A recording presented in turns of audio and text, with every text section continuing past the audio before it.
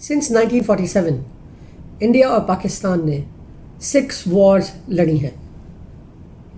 جب سے آرٹیکل 370 کو ریووک کیا گیا، ہم نے سوشل میڈیا پر بہت ساری ایسی ویڈیوز دیکھیں جنہوں نے نیوکلیئر وار اور وار کے امپیکٹ بٹوین انڈیا اور پاکستان کو ڈیٹیل میں ڈسکس کیا.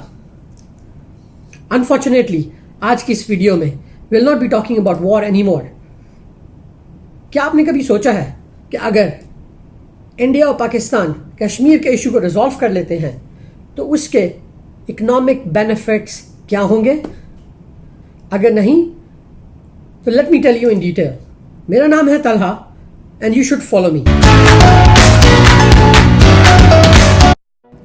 انڈیا کا ٹوٹل ڈیفنس بجٹ 58 بلین $، ہے اور total active number of soldiers 1.4 million ہے، جس کا یہ مطلب ہے کہ ہر ایک آپریشنل سولجر کی آپریٹنگ کاسٹ $42,000 پر ایئر ہے.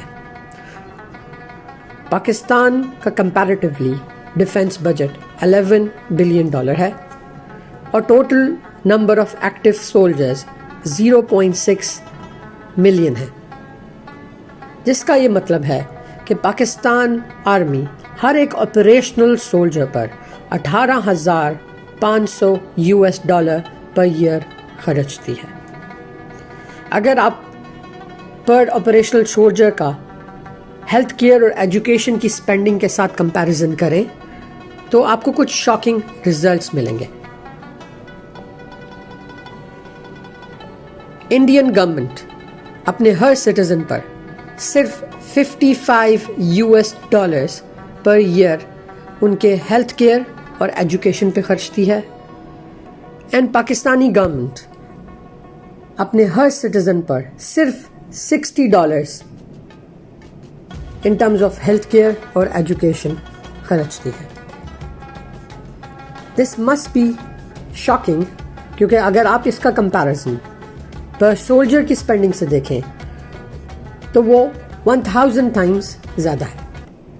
According to several research, it is proven that if India اور پاکستان کشمیر کے ایشو کو ریزالو کر لیتے ہیں، both the countries can reduce their defense spending by 50%، جس کا direct proportional impact health care اور ایجوکیشن پہ آتا ہے، which means کہ دونوں ملکوں کے غریب لوگوں کے لیے ہیلتھ کیئر اور ایجوکیشن میں اپ ٹو 50% انکریز آئے گی.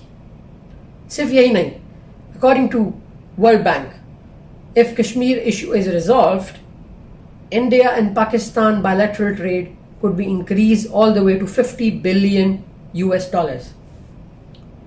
It will also open up a new economic corridor from India, Pakistan and then Central Asia. Considering all these factors, آپ کو پھر بھی لگتا ہے کہ ہمیں جنگ کرنی چاہیے؟ اور let's sit together and push our governments to resolve Kashmir issue for once and for all. Thank you for watching.